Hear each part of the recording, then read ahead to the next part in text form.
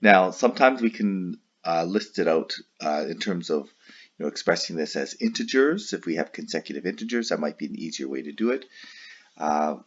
When we have these discrete functions, we can actually count them up. It's probably easiest just to actually list them all out. So this one is this is a discrete function.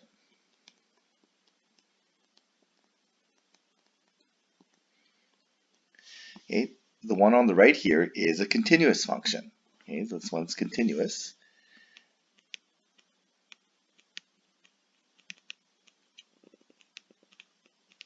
So we need to be able to express all these x variables, all these continuous x variables. So we can't just list them out because there's infinite numbers of them. So when we talk about the domain, okay, we're going to say x, and we can just say that the domain is going to be from, it starts at -5. Okay, we're going to include -5 as part of our domain, and it's going to go all the way to +5, but not including +5.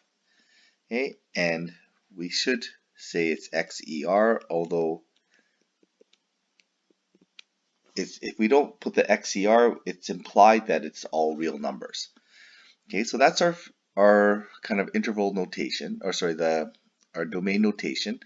We also in AP Calculus is going to switch over to different notation.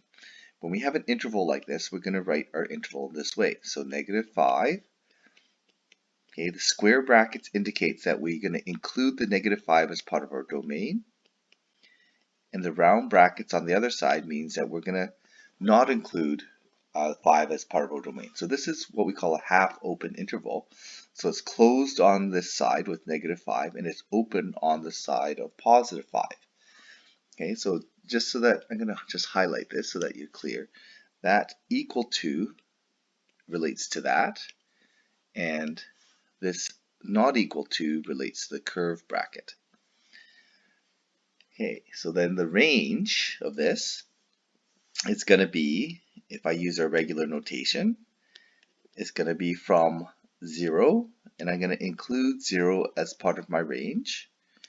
Okay, and it's going to go all the way up to, looks like +6. Okay, and it does not include 6, so we leave that open like that, and then this is continuous, so we should write YER. And again, it's usually implied, so usually you don't need to write that, but we just for completeness, we're going to write that. And in our interval notation, we're going to write it like this. Okay, so that's a closed interval, and this side is what we call open. Okay, so and again, just going to highlight that. The equal to means we use that square bracket. The not equal to means we're going to use the round bracket as part of our interval notation.